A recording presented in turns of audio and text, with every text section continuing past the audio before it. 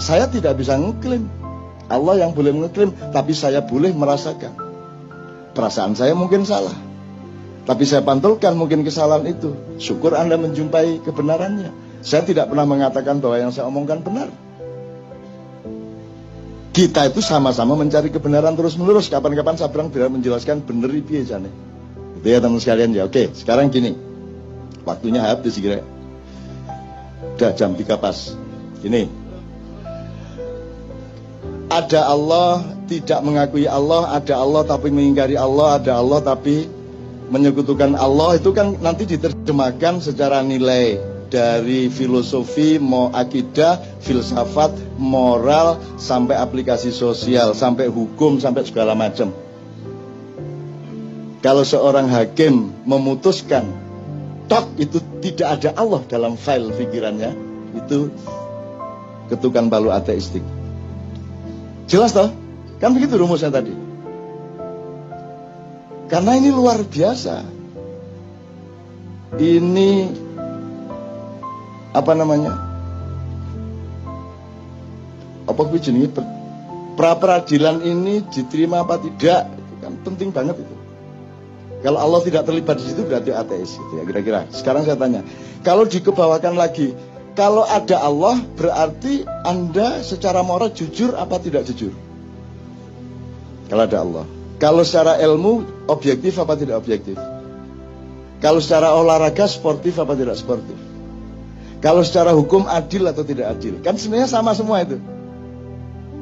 Yang namanya suci itu kalau dalam hukum adil, kalau dalam olahraga sportif itu suci, benar-benar suci. Kalau dalam ilmu objektif, jernih. Kalau dalam kesenian pas ya Ben ya, mana Ben? Kalau pitch-nya do ya do. Kecuali kepentingan estetiknya menyuruh donya naik dikit atau turun dikit dalam sifat-sifat pentatonik misalnya. Itu ya. Sekarang saya tanya, praktis saja sama Anda. Apakah di sini Anda bisa jujur? Yang bicara tadi jujur apa tidak? Pakai dibatas-batasi enggak? Kalau ngomong aja tuh, sejujur-jujurnya apa adanya, betul enggak? Coba Dadang suruh pidato di masjid, coba. Coba. Demi Tuhan saya ateis, jajal ngomong ngono di Petamburan. Tapi Dadang boleh jujur menjadi dirinya. Dan aku mengerti aslinya dia. Aku tidak percaya kepada kata-katanya. Karena dia sangat lembut dan penuh cinta dan penuh kesolehan perilakunya. Loh. Aku tidak percaya sama kata-katanya. Kata-katanya itu untuk menutupi kesuciannya. Dadang, top Dadang kamu Dan. Oh masuk Facebook kira ya. Itu sekalian ya, oke.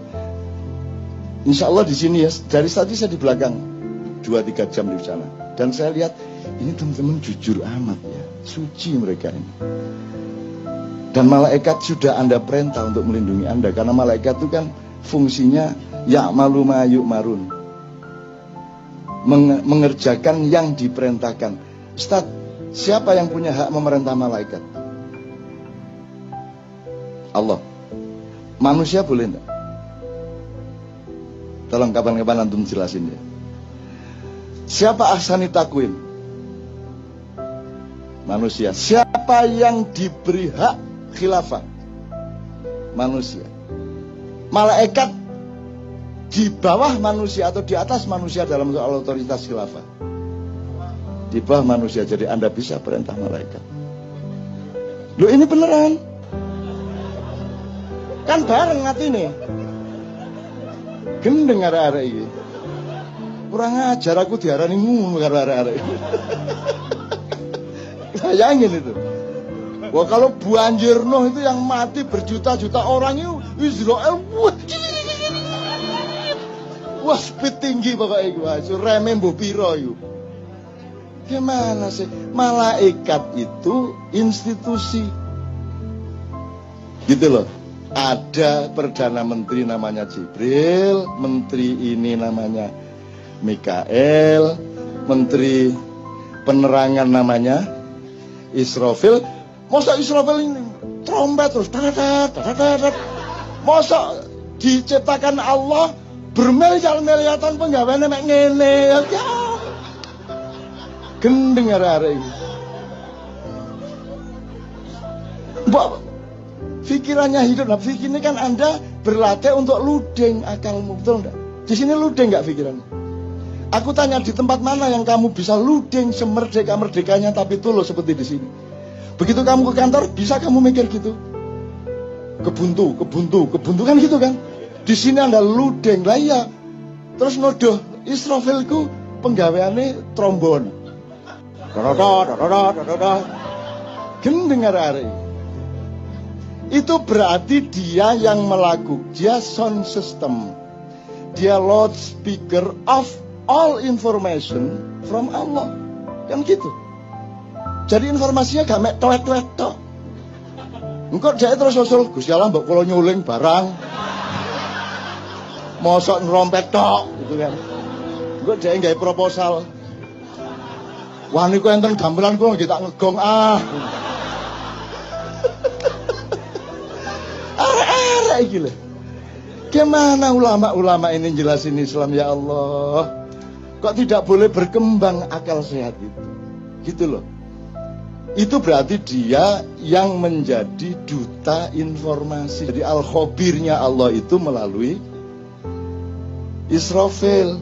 Tapi khususan untuk Muhammad, surat sakti itu Jibril langsung Perdana Menteri gitu loh. Terus saiki mergo wis gak ono wahyu, Jibril nganggur. Ngene iki.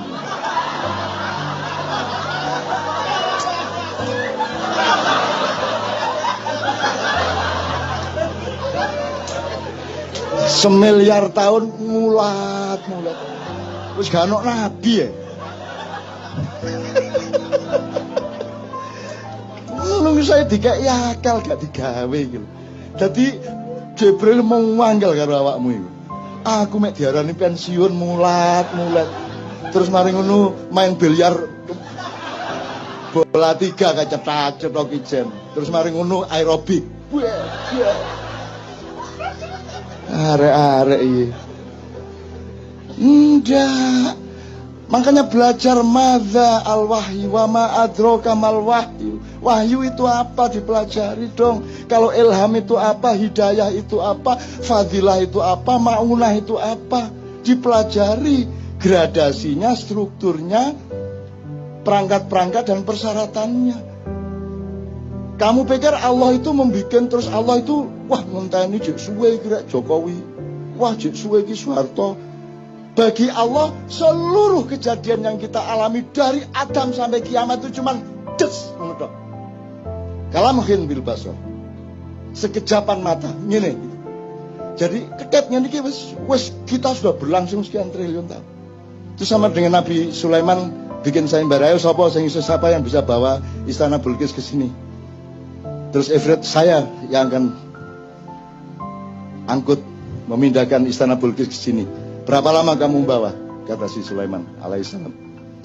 Sebelum baginda berdiri dari singgasana, istana sudah sampai ke depan. Sulaiman kan menghormati jane wis kesuwen jane gitu, tapi dia nggak ngomong dia. Disi aku dok kesuwen lho. Nggih aku.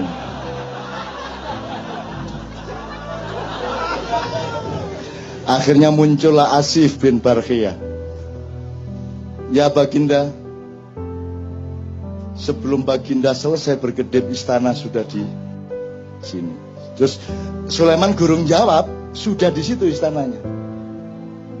Jadi jin kalah sama manusia jauh. Dan malaikat disuruh Allah taat kepada khalifah.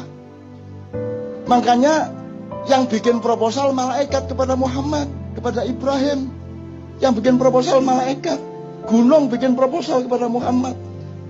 Ya Rasulullah, engkau dipanah oleh orang-orang kafir itu sehingga lehermu luka, sehingga pundakmu sengkleh dan engkau dievakuasi masuk ke gua Uhud. Mohon perkenankan aku untuk menjatuhkan, menggugurkan batu-batuku supaya menimpa pasukan-pasukan kafir itu. Terus malaikat Sang Hyang Bayu, Sang Hyang, macam-macam datang. Rasulullah izinkan, saya tak ngebes. Ngebes itu artinya badai. Saya tak nyunami. Macam-macam bahasanya. Terus ruang sana nek malaikat cara apa? Kamu pikir siapa yang mengajari malaikat ngomong? Tahu benda ini, benda itu. Ustaz, apa ayatnya? Adam diajari Allah, Adam mengajari malaikat. Jadi karena kejadian air yang naik ke darat itu namanya tsunami, ya ada ngomong, kula tak nyunami nggih Kanjeng Nabi ngono. Wah, aku krungu dhewe rek. Pokoknya menawarkan bikin proposal, mohon izin kepada Muhammad SAW untuk ikut membantu Muhammad menghancurkan orang-orang kafir. Muhammad mengatakan, tolong jangan lakukan. Sebab kalau Allah perintahkan, pasti dia juga perintahkan saya, kamu akan saya suruh, tapi jangan lakukan. Karena aku sudah terlanjur mendoakan agar yang melukai saya tadi nanti punya cucu menjadi pemimpin Islam. Gitu loh. Jadi kalau orang utang tidak bayar-bayar, doakan, ya Allah, jadikanlah anak dia besok-besok orang yang murah hati memberi uang sebanyak-banyaknya kepadaku. Ngono. Wong ditagih gak kena, ya toh?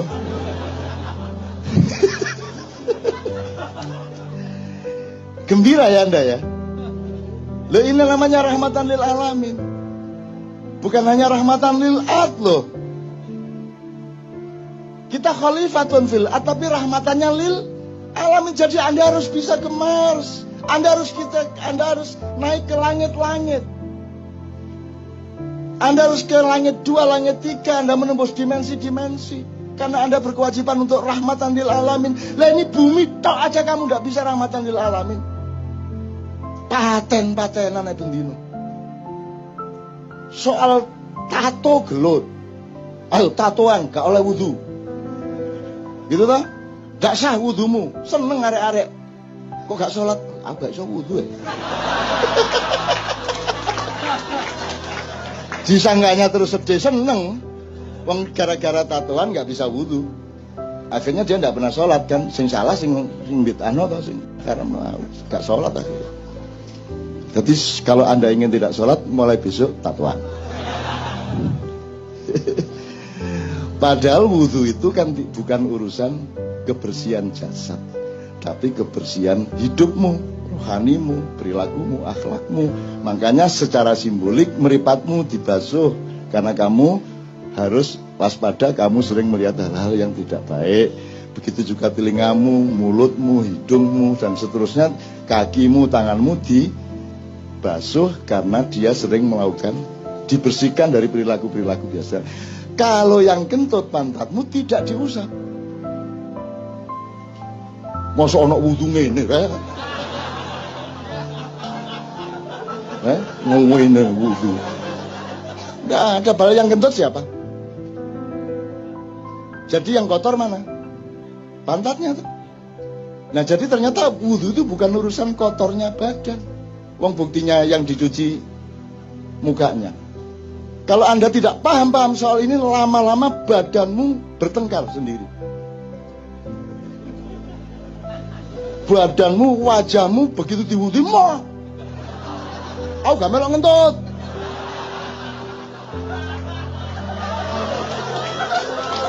Terus ngene, ku,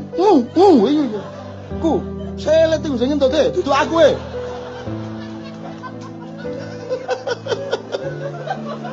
Logis ya? Jelas ya? Agama menggembirakan ya? Paling tidak menjadi rahmatan lil alamin pada dirimu, pada keluargamu. Alhamdulillah. Kalau itu sudah kamu alami setahun 2 tahun, kamu adalah rahmatan lil alamin bagi tetanggamu, bagi semua yang ketemu dengan kamu. Kan begitu. Kalau Anda sudah mendapat cahaya, lama-lama Anda menyatu dengan cahaya, lama-lama Anda menjadi cahaya. Kalau Anda sudah menjadi cahaya, tidak perlu bersinar. Tak terus gendeng kan. Kalau Anda sudah bersatu dengan Allah, Anda tidak butuh iman. Gendeng lagi. Terus YouTube MH tidak butuh iman. Wow, tidak dua. Dipotong meneh, so buntut. Maksud saya, iman itu kan jalan, jembatan untuk kamu berjumpa, supaya kamu tidak ragu-ragu terhadap perjumpaan denganku, kata Allah. Maka kamu menyatu dengan Allah. Kalau kamu hidupmu sudah terus-menerus luding Allah dan kamu secara dialektis, kamu tidak butuh iman lagi. Loh, ngarepe ngono iku. Ojo terus MH anti iman. Gendeng arek-arek iki. Lalu untuk yang kedua, sekarang umur saya 24 tahun dan sudah dipaksakan untuk menikah.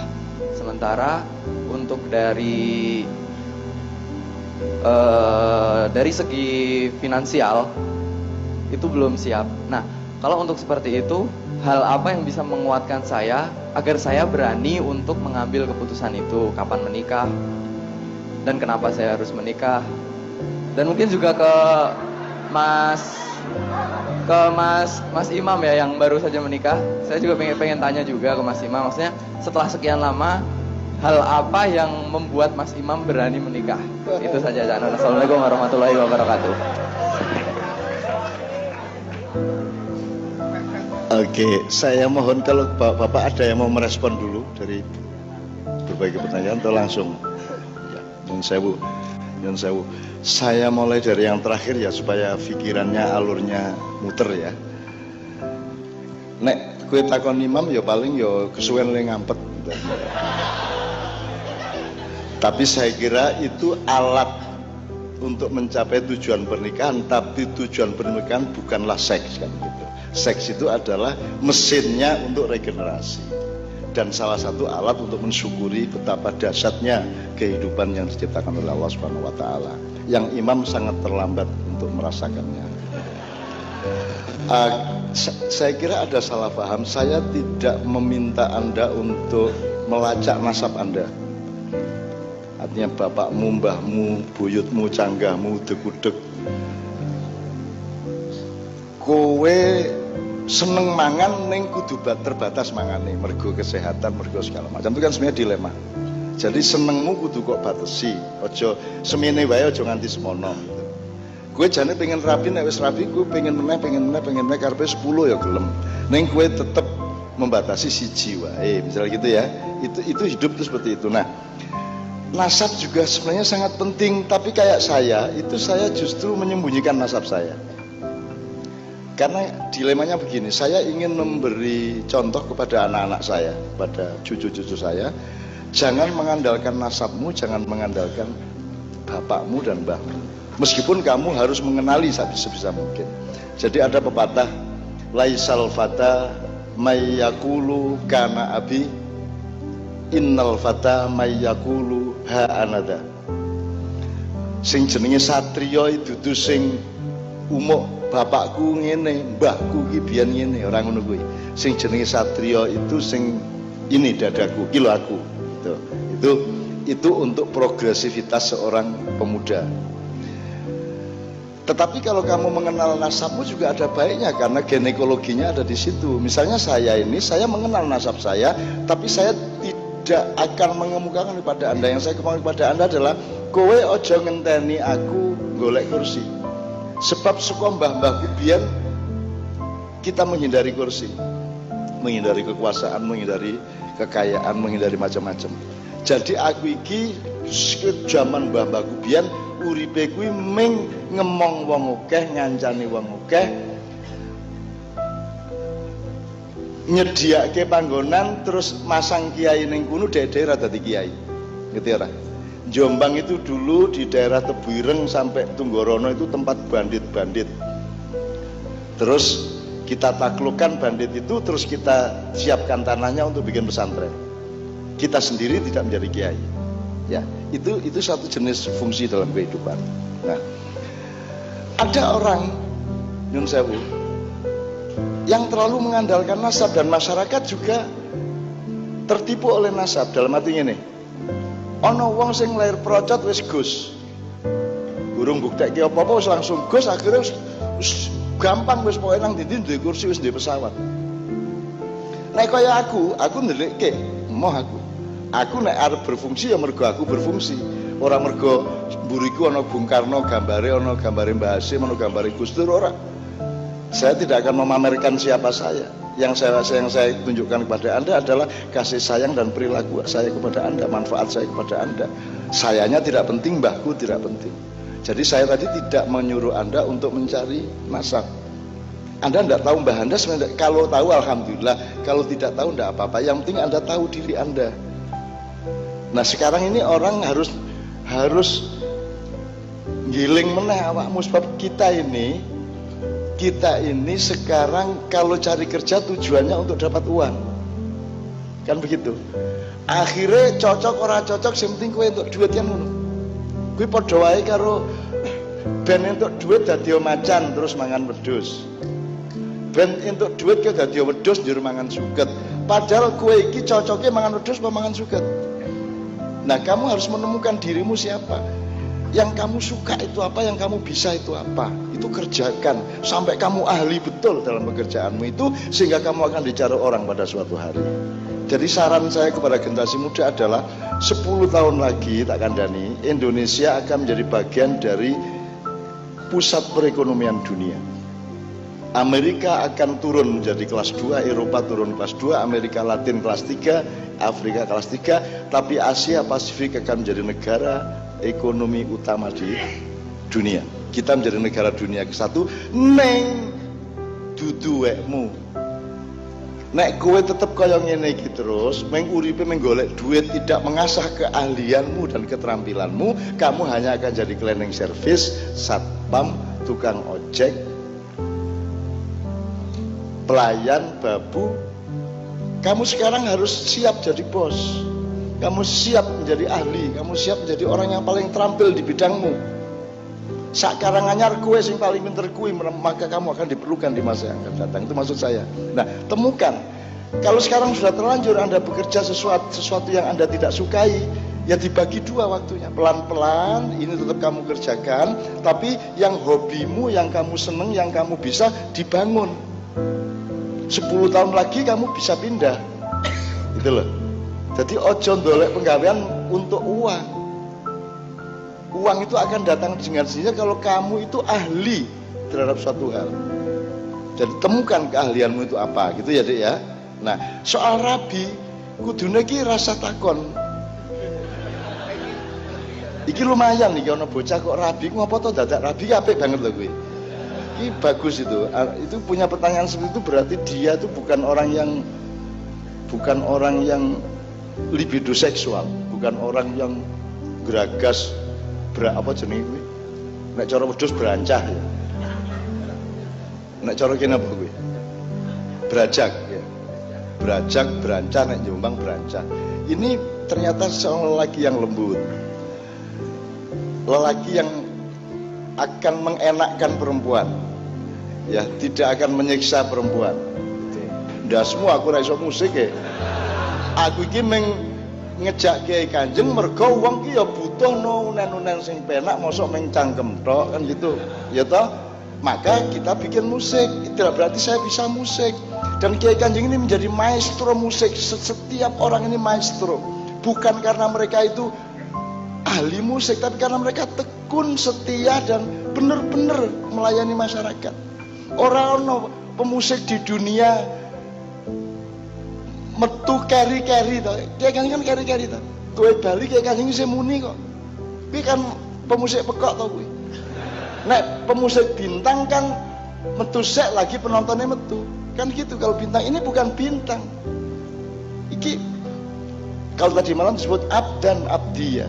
Ada 3 fenomena. Rasulullah ditanya sama Allah, ya Muhammad, kamu mau nggak saya jadikan raja? Kalau kamu mau jadi raja, Nabi yang raja disebut mulkan nabiya. Nabi tapi rojo kayak Kanjeng Sulaiman karo Daud itu mulkan nabiya. Nek dek gelem Allah sudah menyiapkan harta benda, gunung emas di antara Mekah dan Madinah, tambang-tambang minyak segala macam, air zam-zam yang tidak ada batasnya. Yang air zam-zam itu masih 312 miliar tahun baru akan habis. Nek ora percaya ditenono dhewe engko. Uripa nganti 312 miliar tahun ya. Itu kekayaan yang luar biasa. Pariwisata yang paling dicemburi oleh Cina dan konglomerat adalah Mekah. Jadi mereka itu kagum sama Nabi Muhammad, mergo kait pusat pariwisata dunia orang nganggo iklan, orang nganggo biaya advertisement, orang nganggo pengumuman, teko terus ora leren wong mubeng, terus ora tau leren. Jadi Cina bingung kok iso ya. Oke niki mengiklanke Bali wae angel banget. Iki Mekah ra diiklanke teko terus. Nah, itu mereka kagum. Jadi mereka itu pengagum Nabi Muhammad dalam soal pengumpulan turis-turis itu. Tuh, oke adik ya, jelas ya. Oke. Nah malam hari ini berangkat dari kata kunci nalar tadi. Nalar itu adalah sifat yang dibangun oleh alat yang namanya akal, yang tidak dimiliki oleh bukan otak ya. Kalau otak kambing juga punya, ayam juga punya, tapi tidak punya akal. Karena jadi ada fungsi dari otak yang namanya akal. Jadi akal itu tidak jelas hardware apa software. Kalau di dalam kitab suci dalam Al-Quran, menurut Mas Helmi, kata akal itu tidak ada kata bendanya, yang ada kata kerja. Jadi yakil atau takil gitu, takilun atau yakilun, tapi tidak ada aklun, tidak ada kata bendanya. Sehingga kita sekarang bisa melihat bahwa tanda yang namanya nalar itu kan hasilnya, outputnya Mas Anto. Alatnya adalah akal, dan ternyata akal itu juga bukan hardware, tapi satu pola kerja, satu sistem, satu ekosistem ya. Nanti Sabrang mohon menjelaskan satu cara kerja, satu maintenance dari urat saraf sedemikian rupa yang berlaku pada manusia tapi tidak berlaku pada binatang. Oleh karena itu malam hari ini kita berangkat memahami nalar dan akal tadi melalui Pak Muzamil, Sabrang, Mas Tanto, dan kalau ada Mas Toto Raharjo. Jadi kita virus utama di muka bumi adalah manusia itu sendiri. Nah, kita sudah banyak ngomong di Mocopat yang kemarin ya. Kalau engkau memanggil Allah yang maha tinggi, maka Allah akan menampakkan keajaiban-keajaibannya. Karena kita ini dikepung oleh hal-hal yang hanya bisa diselesaikan oleh keajaiban. Wis ora mungkin iso.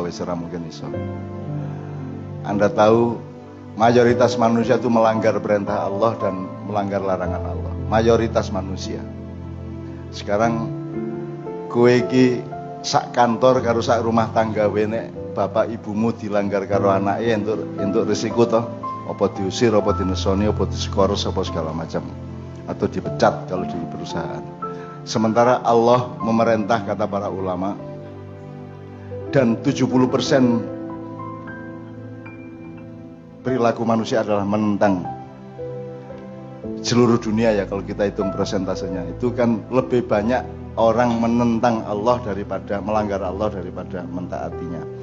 Tapi Allah tidak memberi sanksi apa-apa sampai hari ini, sehingga kemungkinannya ada dua. Satu, Allah itu lemah sehingga tidak bisa memberi sanksi. Nomor dua, Allah tidak pernah perintah. Aku takon, apa kue rabi mergo kewajiban? Ada kewajiban nikah dalam Islam? Apakah mandi pagi itu wajib? Perintah Allah, mandilah kalau pagi, kan tidak ada. Makan, apakah ada perintah makan? Tidak ada. Tapi manusia makan, manusia mandi, manusia rabi. Apa sebabnya? Karena dia punya nalar tadi. Karena manusia sudah dikasih remote untuk merimut dirinya. Kalau alam dan binatang itu dirimut langsung oleh Allah dengan para stafnya, yaitu para malaikat. Nek lowo kaya ngono kae, nek macan kaya ngono kae, teri kaya ngono kae, itu dirimut 100%, ya malu mayu malu. Tapi kalau manusia dicekeli remote dewe melalui software yang namanya akal dan nurani, itu al-qalbu wal aklu. Nah, kata nalar itu dari bahasa Arab, Mas Tanto, dari kata nadhor menurut Pak Mustafa Yasim. Nadhor itu penglihatan. Nah, penglihatan itu ada penglihatan fisik dengan mata, ada penglihatan intelektual dengan akal. Misalnya kalau saya ngelihat ini ya, iki ireng karo putih nek mripatku. Nek aku ndelok karo akalku, iki kopi, kan begitu. Maka penglihatan itu gradasinya sangat banyak, lapisannya luar biasa banyak. Maka puncak dari penglihatan nalar itu ada di penglihatan dengan akal, penglihatan akademis, penglihatan ilmiah, penglihatan kultural, ada penglihatan rohani, ada penglihatan hati, ada penglihatan rasa. Wong Jawa duwe rasa barang yang tidak ada bahasa Inggrisnya, tidak ada bahasa Arabnya. Rasa itu bukan rasa. Jadi nalar itu luar biasa, karena kata nalar itu sebenarnya kan tidak hanya soal akal, tidak hanya soal otak, tapi seluruh alat penglihatan yang ada pada manusia itu dipakai. Itu nador kan nek bahasa Arabnya nador, Jawa jadi nalar, zuhur jadi lohor, terus hadir jadi hadir, hilang ele atau jadi l apa meneh liane.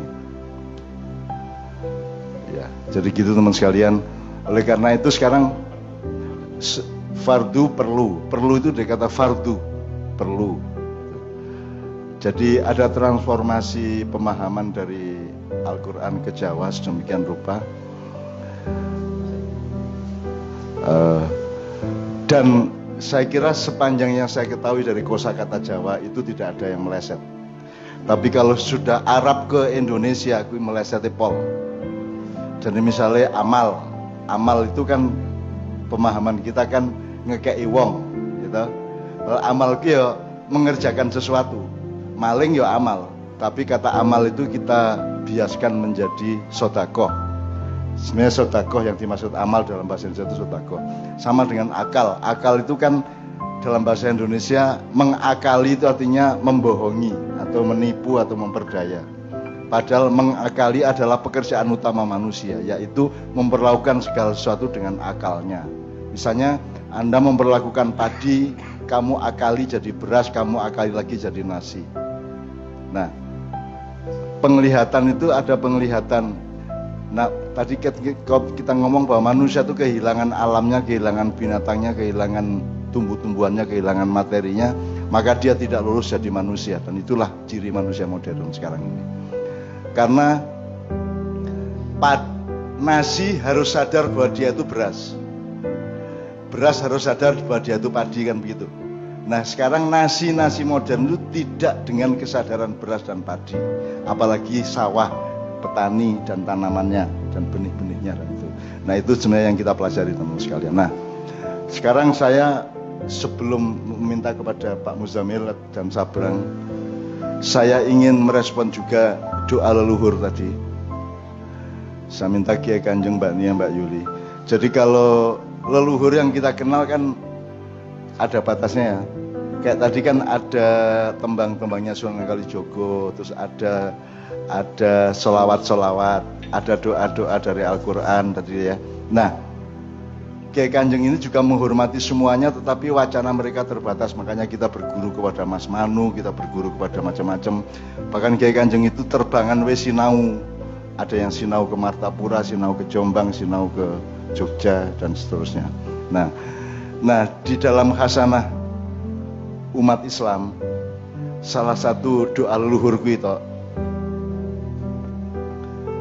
itu Anda kan pernah kenal kata solawat, pernah kenal kata terbangan, terus nek kayak mau kan ono angguk ya, kayak mau ya angguk karo badui toh, tari-tari badui ngono kae sing ning Sleman kuwi. Terus ada kata dhibaan, dadi nek wong lanang terbangan biasane nglumpuk. Saya mengalami masa kecil saya di mana orang beribu-ribu berkumpul untuk memainkan terbang. Mereka berkumpul dari banyak desa, berkumpul dan bersepakat giliran seperti arisan. Jadi misalnya malam Jumat tanggal sekian di sini, sebulan kemudian di sana dan seterusnya. Itu mobilisasinya luar biasa. Itu nek lanang kuwi jenenge terbangan. Terus nek umum jenenge selawatan, nek wedok jenenge dhibaan. Jadi wong wedok-wedok ning desa iki ya dhibaan ben malam Jumat, dan ibu saya dulu pelopornya karena pertimbangannya sederhana, timbangane kon rasan-rasan tangga bendino, kon nyacat-nyacat wong bendino, mending ngelumpuk selawatan dhibaan. Akhirnya kita punya tradisi namanya dhiba. Nah, dhiba itu adalah, saya nanti mohon Mas Islamianto menjelaskan secara agak teknis akademis dhiba itu bedanya dengan sholawat. Misalnya kalau sholawat kan ada sumber-sumbernya, ada karangan Imam Busiri misalnya Burdah, ada Al-Barzanji, ada Simtud Duror yang sering Anda bisa masuk YouTube Anda cari Haji J atau Guru Zaini atau Guru Sekumpul, nah, itu nanti Anda akan tahu selawatan martapuran yang asal usulnya dari Simtuduror. Simtuduror itu dari Pasar Kliwon Solo tapi aslinya dari Yaman.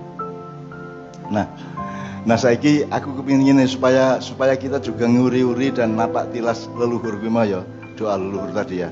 Kalau Guru Sekumpul yang di Martapura yang sangat hebat itu. Dan itu setahu saya itu adalah maulid, pembacaan maulid Rasul terbaik sealam semesta. Itu Guru Zaini yang kita pernah ke sana dan kita ngeredek pol-polan pokoknya setengah selawatan 200.000 orang pada malam hari itu. Kiai Kanjeng datang ke sana.